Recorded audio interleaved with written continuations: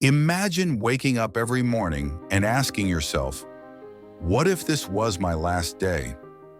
Not in a morbid, doom and gloom way, but as a deliberate, almost liberating exercise. What would you do differently? How would you feel? Now here's the wild part. Over 2,000 years ago, a group of philosophers called the Stoics didn't just imagine this, they practiced it. Every single day. They called it memento mori. Remember you will die. And no, they weren't a bunch of grim weirdos obsessed with death.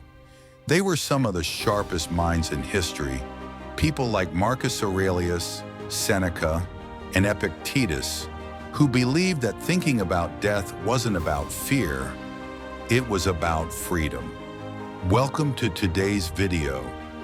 Why the Stoics believed you should practice dying every day.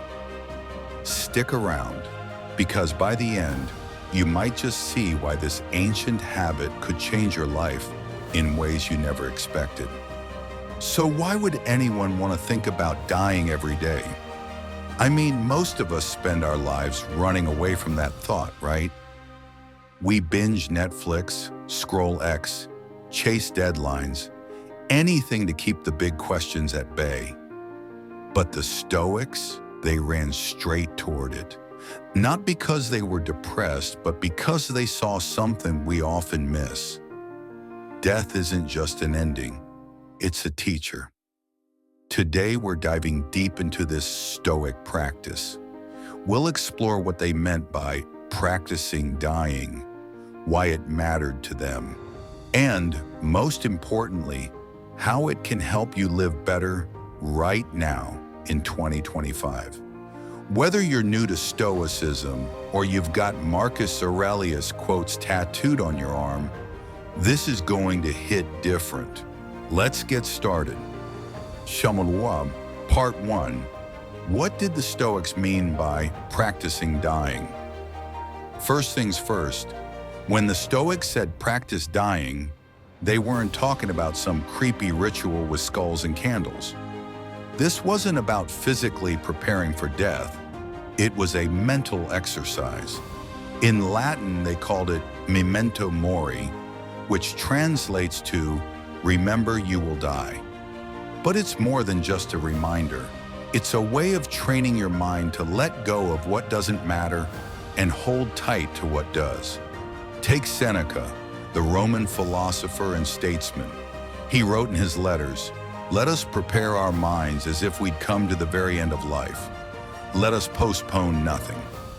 For Seneca, practicing dying meant imagining your time was up, right now. Picture this. You're on your deathbed. What do you regret? What are you proud of? The Stoics believed that by doing this daily, you'd stop wasting time on petty grudges or chasing stuff that doesn't last, like that extra 1,000 followers on X or the latest iPhone. Marcus Aurelius, the Roman emperor and Stoic poster boy, put it even more bluntly in his meditations. You could leave life right now. Let that determine what you do and say and think. Harsh? Maybe. But think about it. If you knew today was your last, would you really care about that passive-aggressive email from your boss? Or would you call someone you love instead? That's the Stoic secret. They use death as a filter to cut through the noise. Part 2. Why death was their ultimate life hack. Okay, so the Stoics were obsessed with death. But why? What's the payoff? Well, here's where it gets juicy. The Stoics didn't see death as something to dread. To them, it was the ultimate reality check. See, they lived in a world where life was brutal.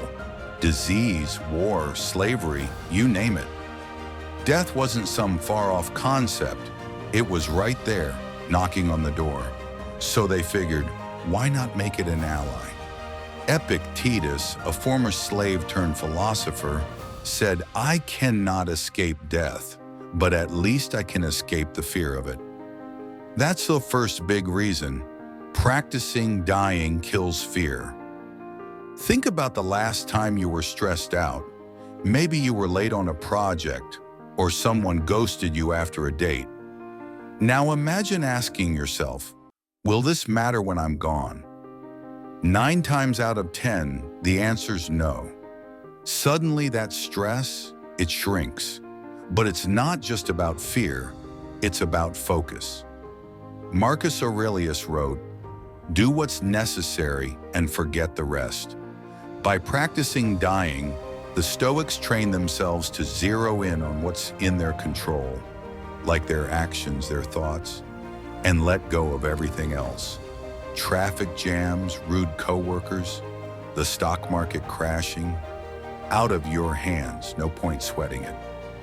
Here's a modern spin.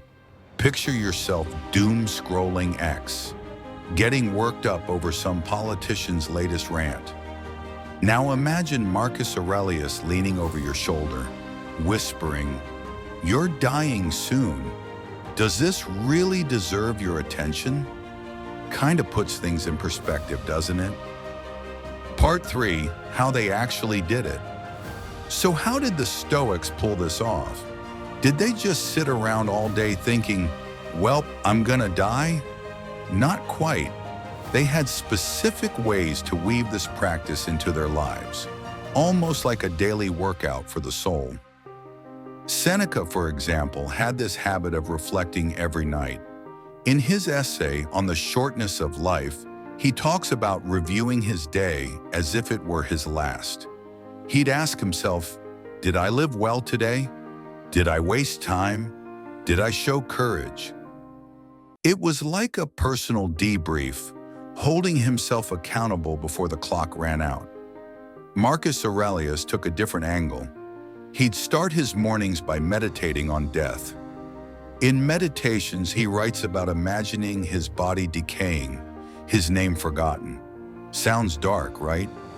But for him, it was grounding. It reminded him that fame, wealth, power, all that stuff emperors chase, meant nothing in the end. And then there's the story of Cato the Younger, a Stoic hero. When Julius Caesar's forces were closing in, Cato didn't panic. He spent his last night reading philosophy, had dinner with friends, and then calmly took his own life rather than live under tyranny. He'd practiced dying so much that when it came, he faced it like an old friend. The point? They didn't just think about death. They lived with it. It was their compass, guiding them through chaos. Part 4, why this still matters in 2025. Now you might be thinking, okay, cool history lesson, but I'm not a Roman emperor. What's this got to do with me? Fair question. We're not dodging swords or plagues anymore, but life in 2025?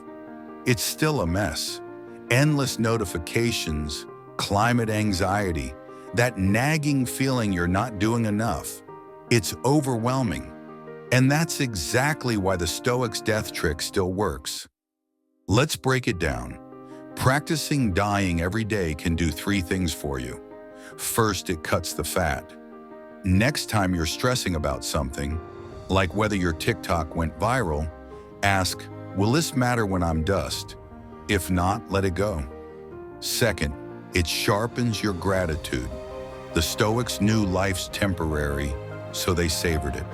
That coffee you're sipping, that sunset out your window, gold if you stop to notice. Third, and this is the big one, it makes you brave. Seneca said, "He who has learned to die has unlearned slavery." When you're not scared of the end, you stop bowing to fear. Quit that soul-crushing job. Tell someone you love them. Take a risk. Death's coming anyway. Why not live while you're here? Try this.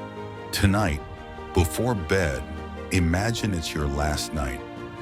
What would you say to yourself? It's not about guilt. It's about clarity.